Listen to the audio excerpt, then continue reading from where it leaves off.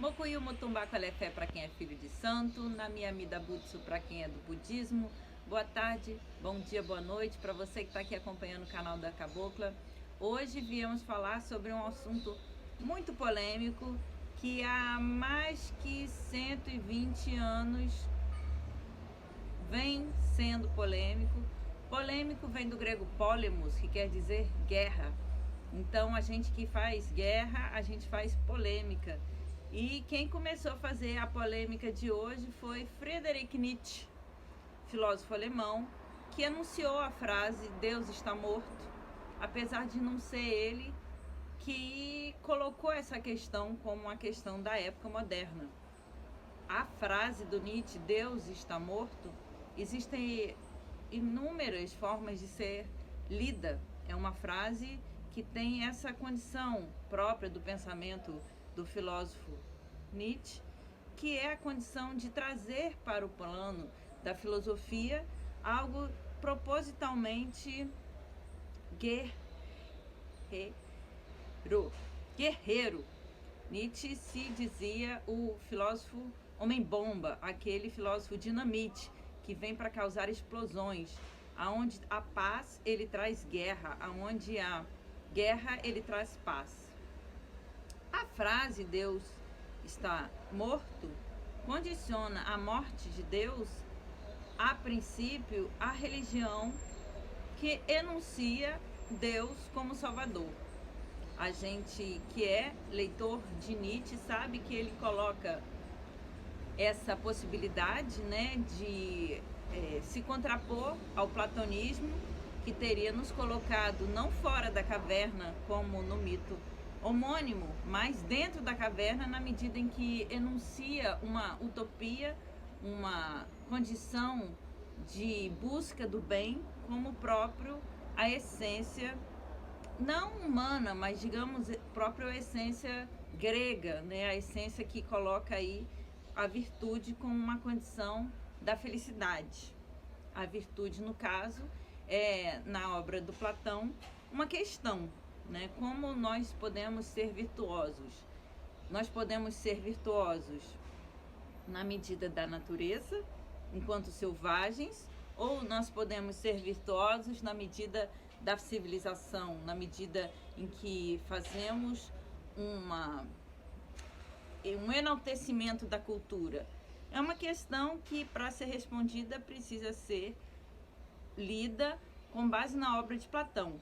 O Nietzsche, ele combate não Platão, mas combate o platonismo, o que quer dizer que ele combate toda a ideologia que anuncia o bem como distante do corpo. Em linhas gerais, a gente pode ler a morte de Deus, enunciada por Nietzsche, como a morte do Senhor, condição da época moderna.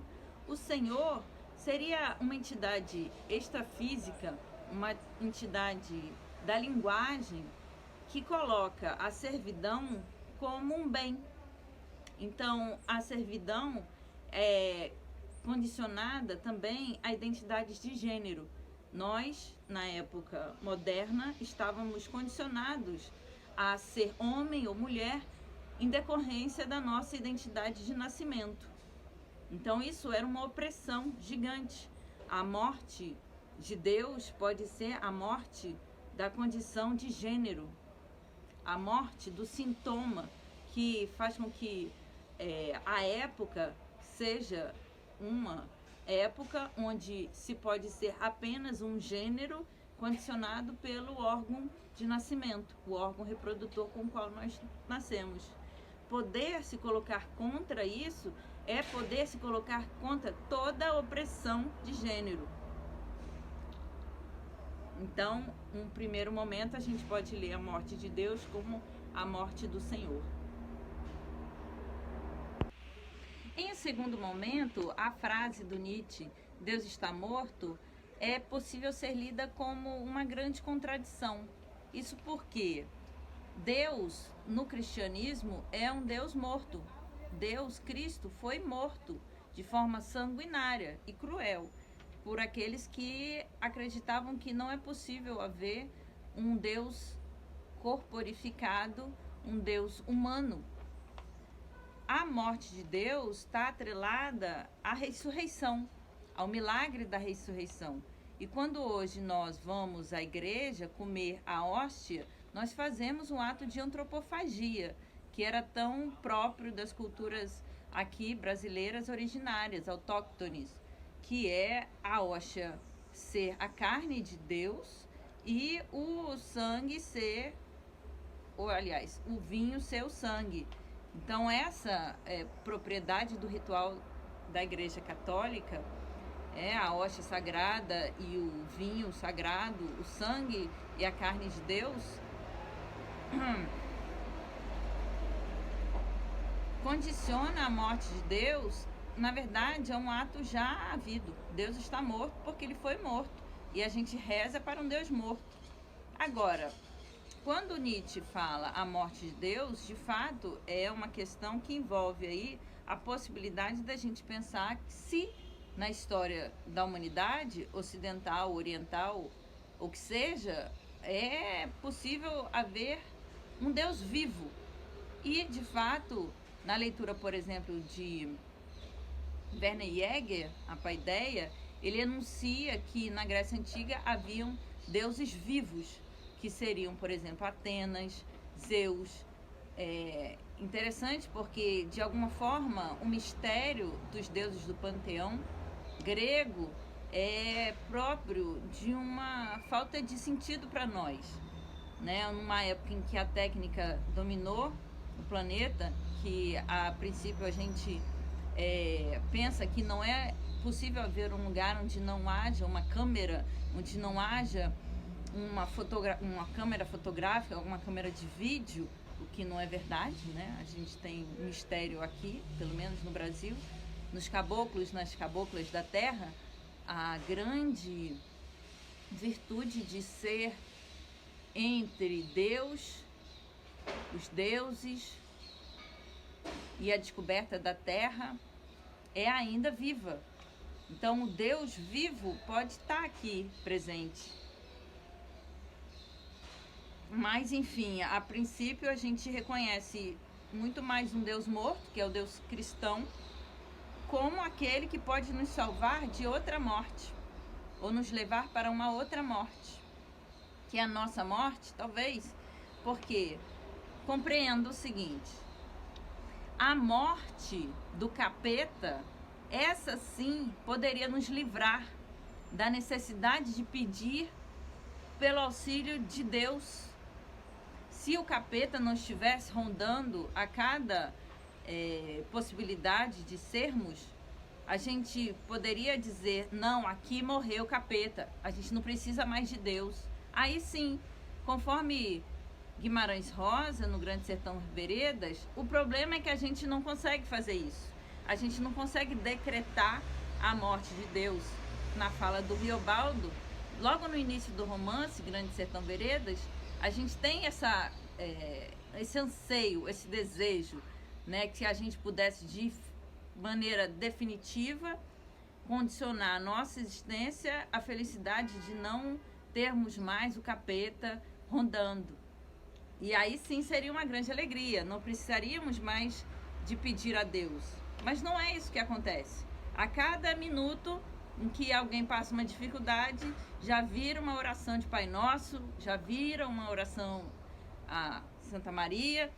Isso não é ruim, né? Faz parte da cultura, faz parte da nossa religiosidade enquanto povo, essa condição de poder pedir o auxílio do Senhor, pedir o auxílio da Nossa Senhora, como uma prova de humildade também, uma prova de que nós somos humanos, e essa condição nos possibilita a reza, nos possibilita a gira, nos possibilita os cruzamentos, as encruzilhadas.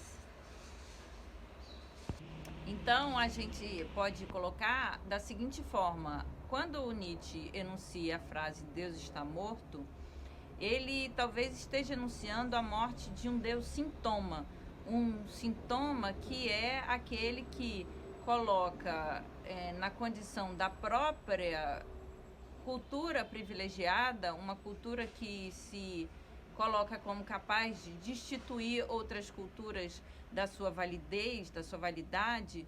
Então, um Deus que coloca que é possível que um ser humano se porte, se valorize e se coloque como melhor do que outro. Essa cultura, a cultura dos privilégios, a cultura também que coloca aí a vida como permeada de apegos, né? Uma cultura que se apega às condições materiais e não vê a a autoridade como propriamente capaz de ensinar a gente a ser feliz, por exemplo. Essa cultura precisa morrer. E não foi a frase do Nietzsche, Deus está morto, que permitiu a morte dessa cultura. Essa cultura agora está mais forte do que nunca. É muito raro a gente encontrar uma pessoa, até na filosofia, que consegue abrir mão da cultura de privilégios, que é a cultura burguesa, patriarcal, do homem branco, que se anuncia provedor da casa. Muito pelo contrário. Às vezes, parece que a morte dessa estrutura de opressão que era localizada na época moderna, ela permitiu que as pessoas tivessem liberdade para se colocar como portadoras desse desejo, que é o desejo de servidão. Contra esse desejo, a gente aqui no canal da Cabocla se coloca. É preciso a gente ter escuta para a alteridade. Não foi senão Martin Heidegger, no livro Nietzsche 1 e Nietzsche 2, que se colocou para guerrear com Nietzsche e se determinar a colocar que é preciso a compreensão da morte, de si ser mais e um lugar propriamente dito da filosofia, né? Talvez essa colocação a gente possa trazer numa outra oportunidade. A colocação da compreensão da própria morte como capaz de nos libertar dos privilégios que a gente nem sabe que tem quando tem, que é o privilégio de ir e vir, o privilégio de se colocar como melhor do que o outro. Esse privilégio, ele nos impede de alcançar uma sabedoria genuína, porque a gente se fecha justamente para aquilo que há de genuíno naquilo que não é a gente, naquilo que é o outro.